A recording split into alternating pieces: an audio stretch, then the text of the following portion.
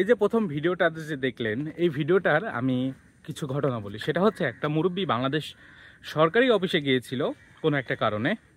দীর্ঘ 7 ঘন্টা বসে থাকার পরে যখন সরকারি অফিসার যখন বলে যে আপনার কাজটা আজকে হবে না, কালকে আসেন, তখন এই মুরব্বী রাগান্বিত হয়ে সেই কম্পিউটারটি ফেলে দেয়। তো আমি মুরব্বীর রাগকে সাধুবাদ জানাই। আর যে কম্পিউটারটি ভেঙেছে, আমার মনে হয় এই সরকারি হিসাবে যে টাকা হয়, সে টাকাটা সেই অফিসারের স্যালারি থেকে কাটা উচিত।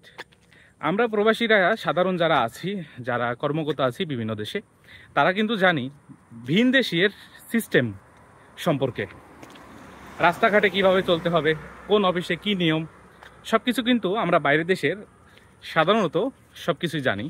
দেখা যায়, এই জন্যই বলছি। আর আমরা কিন্তু বাইরের দেশের থেকে কিন্তু একটা উপলব্ধি করতে পারি যে বাংলাদেশ কত নিচে নেমে আছে, কত পিছিয়ে আছে।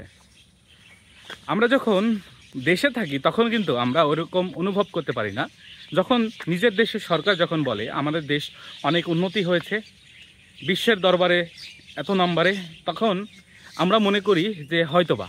কিন্তু আমরা যখন বাইরের দেশে যাই, যেমন আমরা প্রবাসীরা, আমরা কিন্তু খুব ভালোভাবে আন্দাজ করতে পারি আমাদের দেশ কোথায় আছে। সেই জন্য বলছি যে বাংলাদেশের যদি কোনো প্রধানমন্ত্রী বানানো হয়, তাহলে সাধারণ একটা প্রবাসী শ্রমিককে বানানো উচিত। যদি সে শিক্ষিত হয়, সব দিক দিয়ে বিবেচনা করে তাকে বানানো উচিত।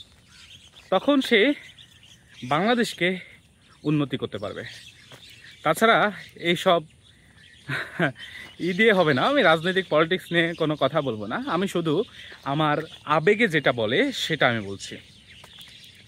যেমন এই দেশের একটা পাসপোর্ট অফিসে গেলে, পাসপোর্ট বানাইতে চাইলে এই দেশের নাগরিকের হাইস্ট 1 থেকে 1.5 ঘন্টা অপেক্ষা করতে হয়, তার মধ্যে হাতে পাসপোর্ট দিয়ে দেয়। আর আমরা যখন বাংলাদেশে পাসপোর্ট করতে যাই, 20 থেকে 1 মাস সময় লাগে। আর মালয়েশিয়াতে যখন আমরা পাসপোর্ট রিনিউ করতে যাই, তখন দেখা যায় আপনার 1 মাস সময় লাগবে পাসপোর্ট হতে, আরও 20-25 দিন লাগবে সেই পাসপোর্টটি হাতে পেতে। তো এটাই বলতে চাচ্ছি, ভিন দেশের আর নিজের দেশের মধ্যে পার্থক্য। আমি আমার নিজের দেশকে ছোট করে দেখছি না, আমি শুধু একটা উদাহরণ তুলে ধরছি আমাদের দেশ কত নিচে নেমে আছে সিস্টেমের দিক দিয়ে, সব কিছুর দিক দিয়ে।